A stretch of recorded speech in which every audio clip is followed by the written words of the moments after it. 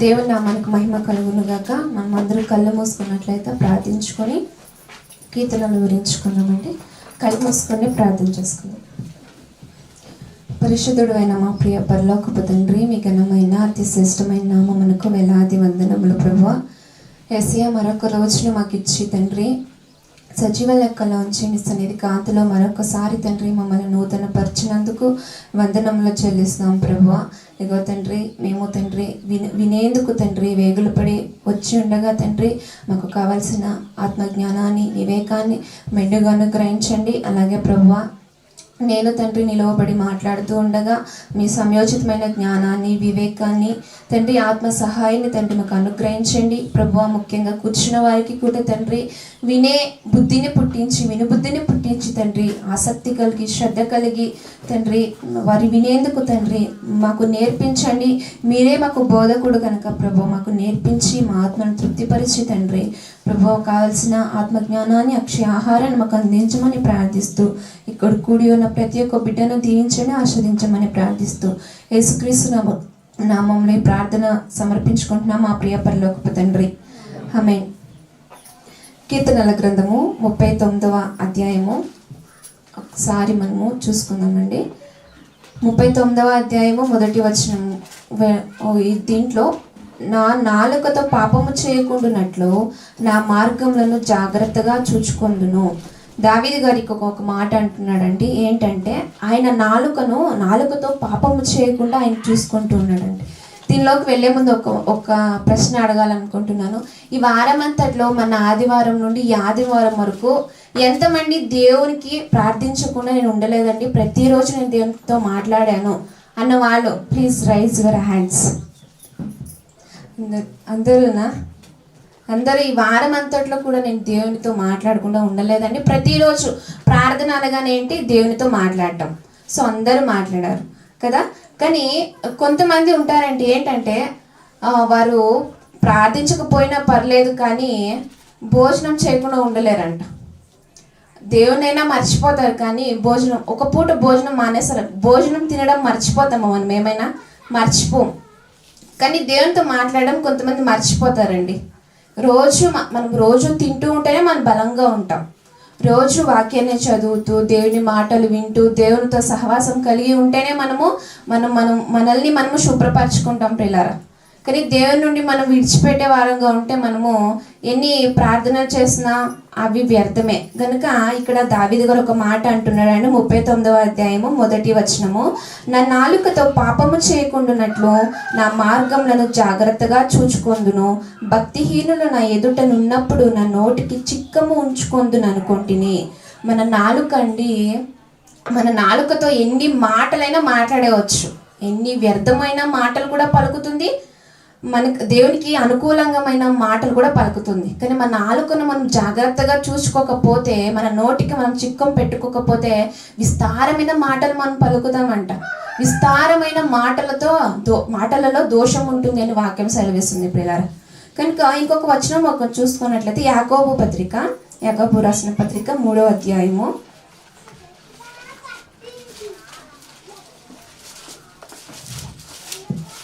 ఇందులో నాలుక గురించి ఇక్కడ దేవుడు ఒక మాట చెప్తున్నాడండి. యాకోబు రాసిన పత్రిక 3వ అధ్యాయము 5వ వచనం. అలాగుననే నాలుక కూడా చిన్న అవయమైనను బహుగా అదిరిపడును. మన నాలుక చిన్నదే కదండి. ఇంత దేవుడిచ్చిన అవయవాలలో చిన్నది నాలుక. బహు చూడండి, అలాగుననే నాలుక కూడా చిన్న అవయమైనను బహుగా అదిరిపడును. ఎంత కొంచెము నిప్పు ఎంత విస్తారమైన అడవిని తగలబెట్టును. ఎన్ని మాటలు పలుకుతారండి మన నోటితో. చెడ్డ మాటలు పలుకుతాము, దేవునికి అనుకూలమైన మాటలు పలుకుతాం. కానీ చాలా మంది ఎలా మాట్లాడతారంటే వ్యర్థమైన మాటలు విస్తారంగా మాట్లాడుతూ ఉంటారు.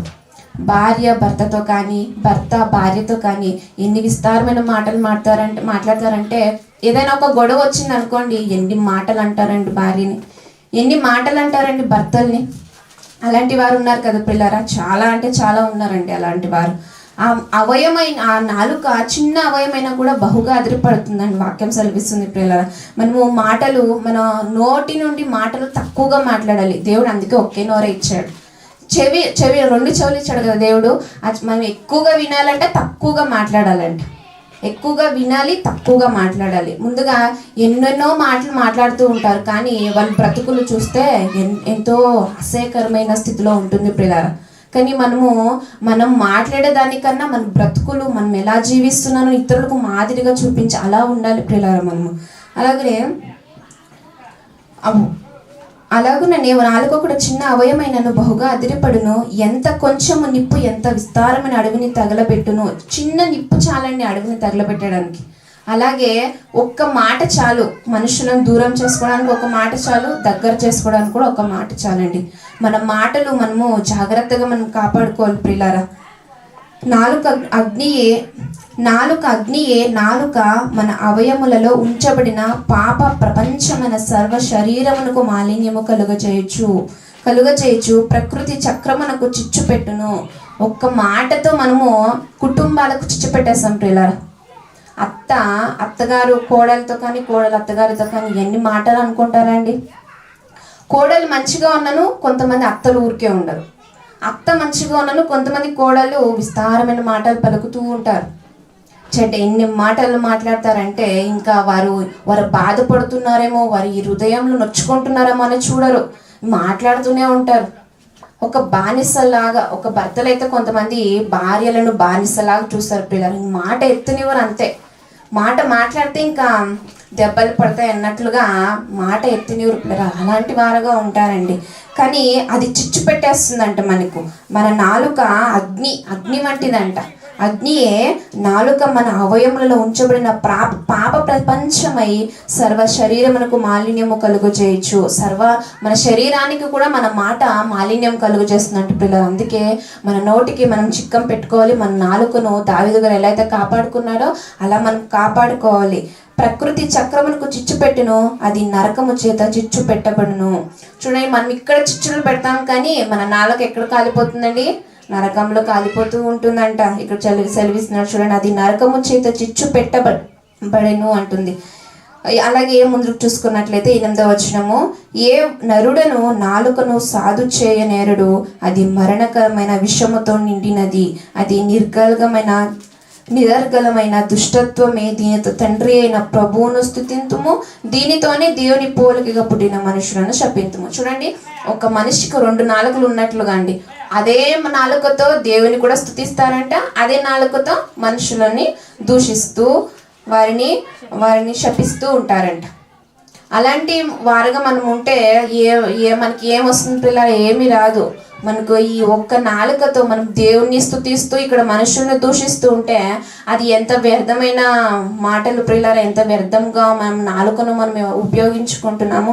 అలా ఉండకూడదు. మనము ఒక మాట మాట్లాడామంటే అది దేవునితో అయినా సరే, మనుషులు దేవుని పోలికే కదా మనుషులందరూ. సో మనుషులను మనం ఎందుకు తిట్టాలో? ఏదైనా ఒక మాట అనే ముందు మనం ఆలోచించాలి ప్రియులారా, ఇది కరెక్టా, నేను మాట్లాడుతున్నానా? సందర్భాన్ని బట్టి మనము ఆలోచించాలి ప్రియులారా. వారి హృదయంలో బాధపడతారే, ముఖ్యంగా నా తండ్రి బాధపడతాడా అనేది మనం వివేచించుకోవాలి ప్రియులారా. ఇంకొక వచనం చూసుకున్నట్లయితే మనము సామెతల గ్రంథము 21వ అధ్యాయము, సామెతల గ్రంథము 21వ అధ్యాయము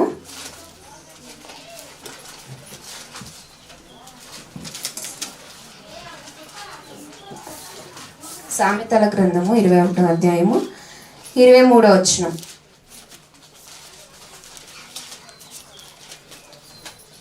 23వ వచనము, నోటిని నాలుకను భద్రము చేసుకున్నవాడు శ్రమల నుండి తన ప్రాణమును కాపాడుకొనును. అంతే కదండి, మనం దెబ్బలు తినాలన్నా మన నోరు ఉపయోగించుకుంటే చాలు మనకు. ఎవరైనా మన దేహంకు మనం శిక్ష ఇచ్చినట్లంట. మన నాలుకను మనం కాపాడుకోక ఎలా పడితే అలా మాట్లాడితే మన దేహానికి మన శ్రమలు వస్తాయంటే పిల్లరా. నోటిని నాలుకను భద్రము చేసుకున్నవాడు శ్రమల నుండి తన ప్రాణమును కాపాడుకొనును. శ్రమల నుండి మన ప్రాణాన్ని మనం కాపాడుకుంటాం ప్రియులారా. ఎంతమంది లేరండి అలా మాట్లాడి దెబ్బలు తినేవాళ్ళు? కుటుంబంలో చాలా మంది ఉన్నారు ప్రియులారా. కనుక మన నోటిలను మనము జాగ్రత్తగా కాపాడుకోవాలి. మన నోటిలో ఉన్న నాలుకను భద్రము చేసుకోవాలి ప్రియులారా. ఇంకొక వచనం చూసుకుందాం చూడండి, నిర్గమకాండము. ఇక్కడ మోషే గారు మోషే గారు నోటి గురించి దేవుడికి ఒక మాట ప్రస్తావించాడండి. మనం చూసుకుందాం, చూడండి లాస్ట్ వచనం చూసుకొని మనం ముగించుకుందాం పిల్లరా. నిర్గమకాండము 4వ అధ్యాయము 10వ వచనం. ఇక్కడ మోషే గారికి దేవుడు ఐగుప్తు నుండి నా ప్రజలను తీసుకొని రాపో అని చెప్పేసి దేవుడు సెలవిస్తూ ఉంటాడు. అప్పుడు మోషే గారు భయపడి ఒక మాట అంటాడండి. 4వ అధ్యాయం 10వ వచనము. అప్పుడు మోషే, ప్రభువా, ఇంతకు మునుపై నీవు నీ దాసునితో మాట్లాడినప్పటి నుండి అయినను నేను మాట నేర్పరిని కాను.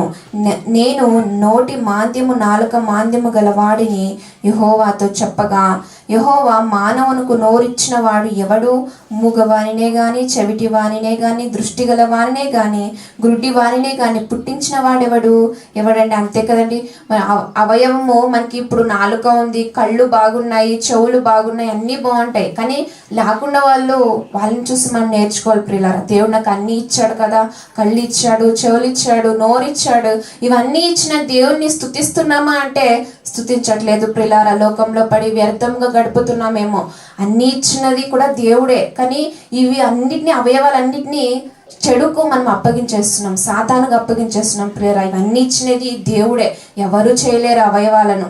ఈ లోకంలో ఎన్ని టెక్నాలజీ వచ్చినా కూడా, ఎంత శాస్త్రవేత్తలు ఎంత గొప్పగా కష్టపడినా కూడా ఏ అవయం కూడా చేయలేరు ప్రియులారా. కనుక ఇవన్నీ ఇచ్చిన దేవుడే. కనుక ఇక్కడ మోషే గారికి నా నోటి మాంద్యము ప్రభువా, నేను మాట్లాడలేను అన్నప్పుడు 12వ వచనం చూద్దాం, చూడండి. కాబట్టి వెళ్ళుము, నేను నీ నోటికి తోడై ఉండి నీవు ఏమి పలకవలసినది నీకు బోధించదని అతనితో చెప్పెను.